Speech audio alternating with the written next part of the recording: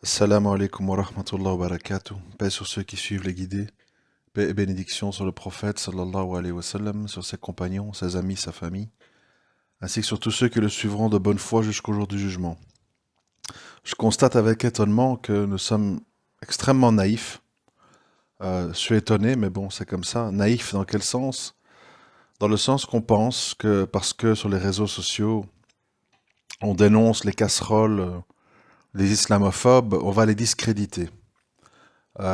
C'est évidemment extrêmement naïf parce que c'est de nouveau penser que les gens qu'on a en face de nous sont des gens honnêtes. Euh, alors on est là, un jour c'est un Zemmour, condamné par la justice, à qui on offre une tribune sur CNews. On rappelle qu'il a été condamné pour ça, ça, ça. À BHL, celui qui a fomenté toute une série de guerres, qui prend des amphétamines, qui a sa famille, qui était dans le business du bois, avec le Gabon, etc. On sort des dossiers, puis euh, Zainab Razoui, elle est contre le voile parce que son mec s'est tiré avec une voilée. Et maintenant, c'est Zora Bitan qui dénonce la racaille à elle-même, des gens de sa famille qui sont des voyous, etc. Et la liste est longue, hein. Un tel n'a aucun cursus. Mohamed Sifawi n'est pas musulman, il est laïque, il fait semblant. Bon.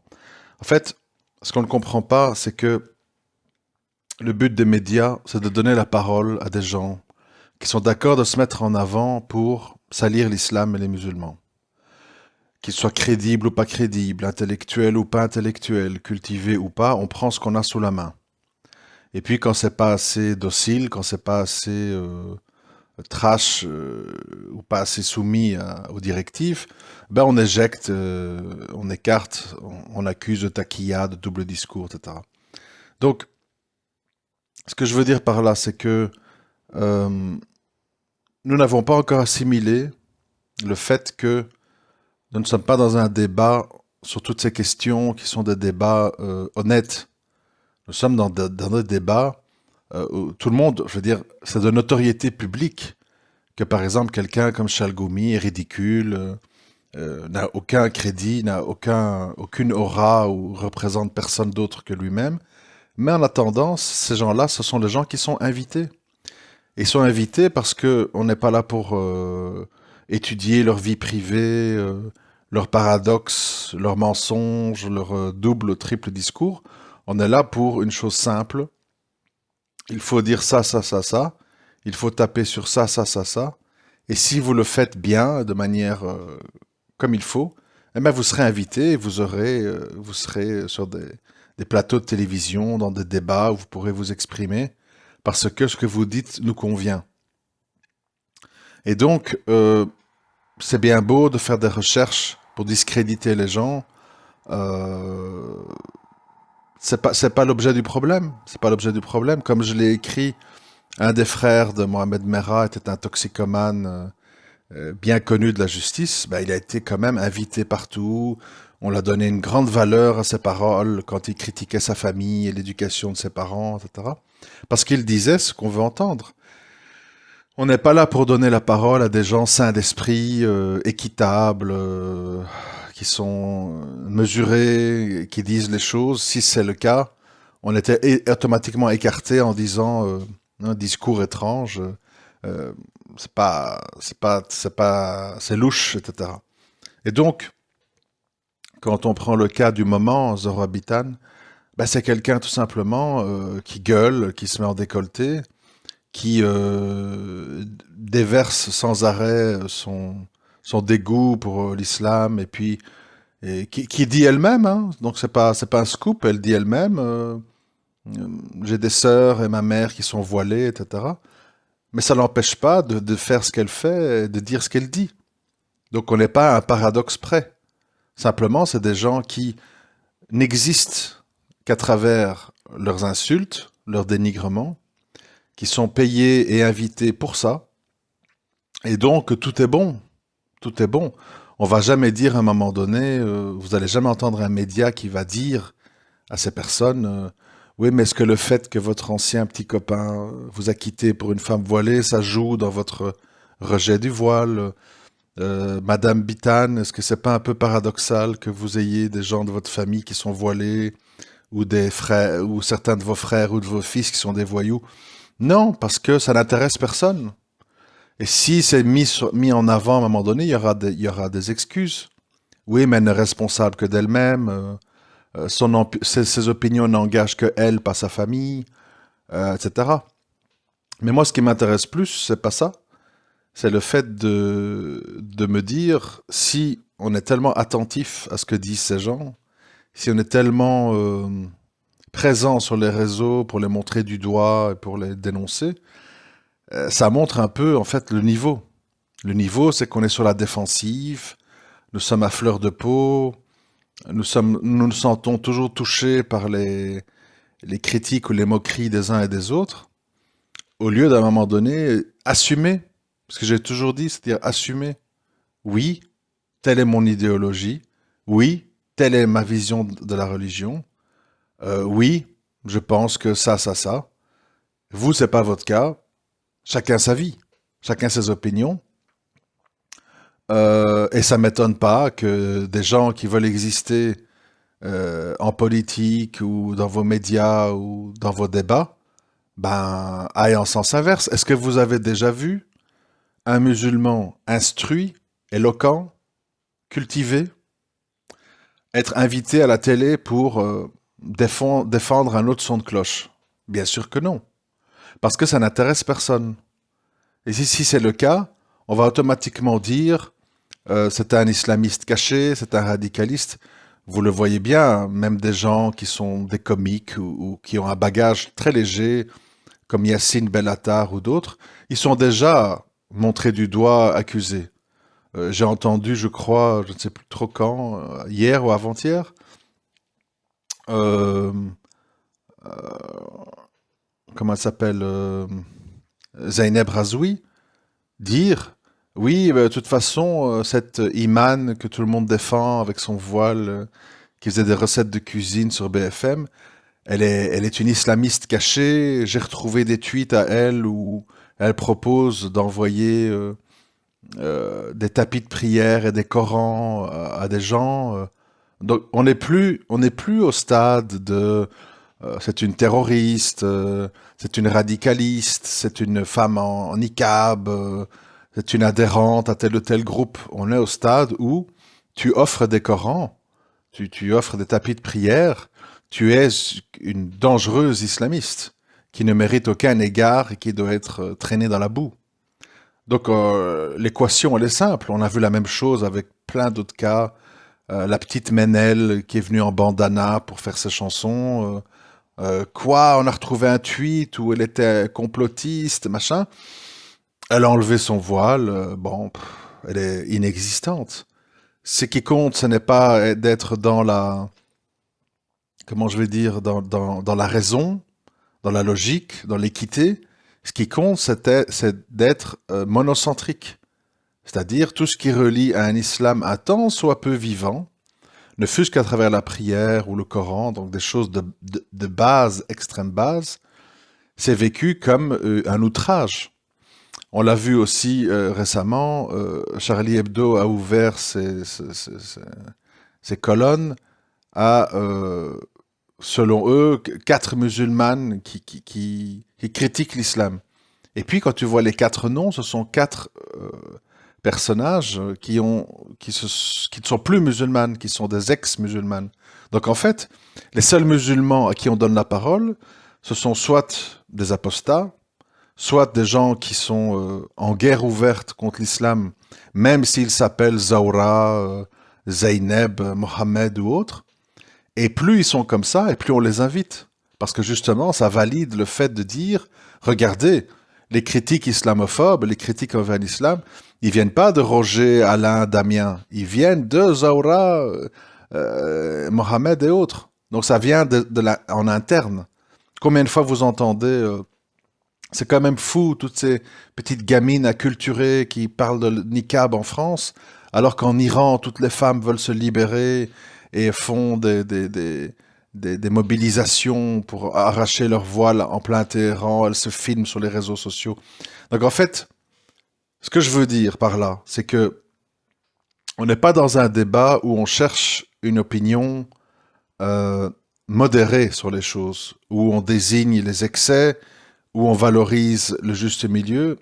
On est dans une démarche qui est complètement caricaturale, dans une espèce de macartisme des temps modernes, où en fait tout ce qui ressemble de près ou de loin à un musulman, et pas un ex-musulman ou un musulman non pratiquant, comme on dit, est vu comme de l'intégrisme. Et donc, ces personnages qui sont évidemment dans la surenchère, hein, on le voit, décolleté, coiffure, brushing, vulgarité, insultes, tout est permis. Ben, ces gens, on leur demande pas d'avoir un CV ou un cursus exempt de tout reproche, etc.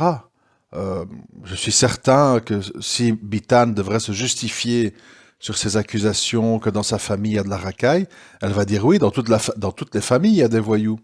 Dans toutes les familles il y a des gens qui sont critiquables. Elle dit oui, dans ma famille, j'ai des gens des gens de ma famille qui portent le voile de manière culturelle.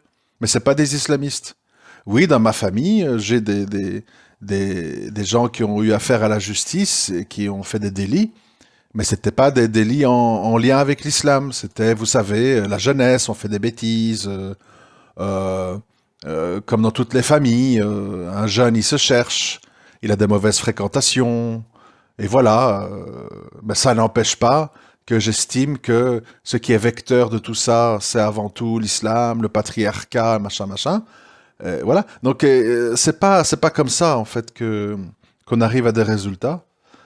Pour moi, on arrive à des résultats autrement, c'est-à-dire en étant affirmatif sur certains points, en assumant certains points, en, en répondant avec des preuves sur les mensonges des gens, au niveau théologique, je parle. Mais pour le reste, si on commence à perdre son temps dans le qui était la famille de Bernard-Henri Lévy s'est enrichi sur le, le- le transport du bois depuis le Gabon, qu'il a pris des amphétamines et que ceci et que cela, ça n'intéresse personne. Ça n'intéresse personne parce que si vous creusez dans toute leur vie privée, à tous ces gens, Sarkozy, Hollande, n'importe un Macron avec sa femme, il y a des allusions à ceci, cela. On dit, ouais, et alors? C'est ça la vie, c'est ça la France. C'est le droit de faire des bêtises, le droit de se tromper, le droit de faire des péchés. Dernièrement, vous avez peut-être vu aussi, il y avait une maghrébine dont j'ai oublié le nom, qui a dit à la radio, c'était filmé, bah oui, voilà, moi je suis une lesbienne, j'assume, je sais très bien que c'est un péché au niveau de la religion, dire l'inverse serait mentir, et ben voilà, je suis une pécheresse, j'ai choisi d'être une pécheresse. Donc en fait, on est en face de gens qui assument ou bien qui peuvent facilement trouver des excuses. Ceux qui courent derrière la reconnaissance, derrière le oui mais c'est pas nous, oui mais c'est pas vrai, oui mais vous exagérez, oui mais ça c'est pas juste, ça c'est méchant, c'est nous. Et eux ils rigolent. Ils rigolent parce qu'ils se disent ah, ils sont vraiment pas sûrs d'eux-mêmes en fait, ils sont à l'écoute de nos conneries, nous qui jouons un rôle, qui suivons un scénario bien défini. Et eux, ils sont là, oui mais non, oui mais truc, oui mais regardez, parce que ça, c'est quand même pas grave de lire le Coran. Nous, on se justifie. Euh, pour moi, ça mène à rien du tout. Ça donne de l'importance à ces gens. Et ça va faire changer d'avis personne. Parce que tout simplement, les gens ont des opinions. Les gens cherchent tout ce qui peut renforcer leurs opinions, leurs préjugés, leurs positions politico-idéologiques. Et tout le reste, en fait, ça va être écouté ou lu en soulevant les épaules. Comme je vous l'ai dit, on ne trouve personne dans la sphère extrême droite, fasciste et autres qui veut débattre. Ils veulent pas débattre. Ils sont dans des monologues où ils vont à la télé, où là ils savent à quoi s'attendre au niveau des critiques et tout. Mais personne, surtout quand on parle d'islam, personne ne veut un débat raisonnable et raisonné. Alors voilà, on peut passer notre temps, si on veut, comme on le fait maintenant depuis 20 ans, en disant Fadela Amara, Mohamed Sifawi, et Dounia Bouzar, et Zainab El Razoui, et Zora Bitan, et un tel, et Rachid Kassi, etc. La liste est longue, hein. La liste est longue des Maghrébins qui veulent faire leur place en France, qui veulent être invités, qui veulent être respectés, et tout est bon. Tout est bon. Ça remonte jusque dans des prédicateurs comme Tarek Oubrou, etc., qui n'hésitent pas à aller très loin parce qu'ils veulent exister. Ils veulent pas être stigmatisés, ils veulent pas de problème, et ils veulent pas être classés parmi les gens louches ou bizarres. Et on vous aurait beau sortir les vieilles casseroles, les cadavres dans les placards, ça ne sert à rien. Ça ne sert à rien. Plein de gens l'ont fait. Regardez tout le travail d'Alain Soral pour démontrer que la politique française est gangrénée par certaines communautés et tout. Ça s'est terminé comment? Par rien du tout. Le gars, il a des amendes, il est muselé, il est viré de tous les réseaux sociaux, et puis c'est tout. Et il se retrouve avec sa petite fanbase qui le suit depuis le premier jour et qui reste avec lui. Les autres, ils disent, ils n'osent même plus dire. Je lis un livre de Soral ou j'écoute ce qu'il dit. Parce qu'il suffit de dire ça pour dire, ah, oh là. Même chose avec, pour montrer que c'est pas un truc limité à l'islam, avec le médecin, là, le scientifique Didier Raoult. Ben maintenant, il est de mauvais ton de dire la chloroquine, je crois qu'il a raison, attention. Si tu dis ça, tu passes pour un espèce de paria à la télé. Donc il y a des codes, comme je l'ai dit, nous ne sommes pas en démocratie, nous sommes dans une société où la pensée dominante est une norme, et si tu n'y adhères pas, tu essuies des conséquences, que tu sois musulman ou non. Ces conséquences, c'est moquerie, dénigrement, boycott, stigmatisation, voire arrestation et procès. Et voilà, c'est ça les données du problème.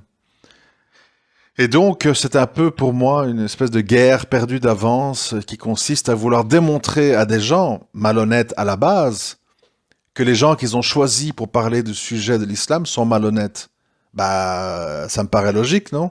Vous espérez quoi? Qu'ils vont inviter des gens honnêtes, des gens intègres, des gens crédibles? Évidemment que non. Alors ça, on le sait à l'avance. Et on aura beau dire tout ce qu'on veut.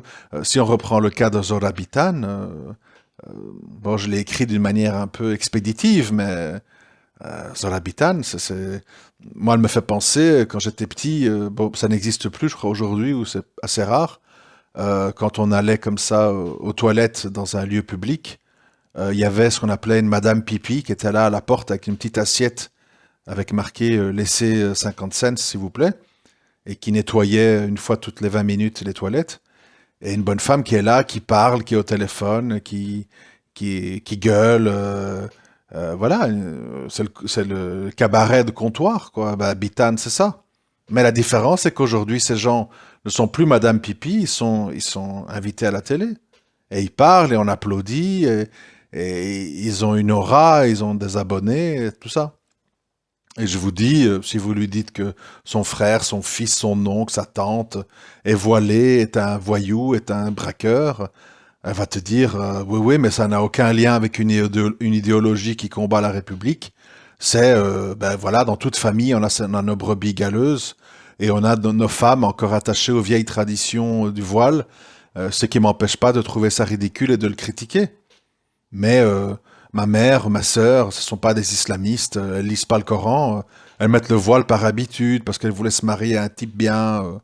Mais c'est pas du tout le voile que je dénonce dans les grandes gueules. Ça, c'est le voile militant, prosélyte, islamiste, etc. Bon, c'est toutes des réponses qu'on connaît à l'avance. Personnellement, moi, c'est pas besoin de confirmation. Mais voilà, nous, on est tellement, comme je l'ai souvent dit, on est tellement bafoués, tellement mis au niveau des paillassons de la société qu'on pense encore que se justifier, dénoncer, prouver, ça a un quelconque impact sur qui que ce soit. Ceux qui aiment, ils aiment. Ceux qui n'aiment pas, ils n'aiment pas. Et ceux qui écoutent et donnent de la valeur, ben, ce sont des gens qui vont chercher que des choses qui vont dans ce sens-là. Et ça va rien empêcher le fait que Zemmour soit condamné, que BHL soit un tox aux amphétamines, que DSK est fricoté avec XYZ dans des hôtels, que je sais pas quoi, que Mohamed Sifawi a des accointances avec les services secrets algériens. Tout le monde s'en fout. Ce qu'on veut, c'est qu'ils disent des choses qui vont dans ce sens-là. Voilà. Mohamed Sifawi, tant qu'il n'y a rien à dire, on l'invite plus. Puis dès qu'il y a un attentat, boum, il se retrouve dans les débats. Le gars, il répète tout le temps la même chose, le fascisme, le nazisme islamiste, etc. Et puis tout le monde est content, on applaudit. Puis quand on n'a plus besoin de lui, on dit, bon, ben retourne dans ta boîte, on viendra te chercher quand on a besoin de toi. Et c'est comme ça. Ce sont des opérateurs, ce sont des robots mécaniques dont on sait à l'avance ce qu'ils vont dire. Enfin, voilà. Je voulais juste donner mon point de vue parce que j'ai pas été trop bien compris sur Twitter sur le sujet Zorabitan. Et donc j'en profite un peu pour mettre les points sur les i. À très bientôt, Inch'Allah. Salam alaikum wa rahmatullah wa barakatuh.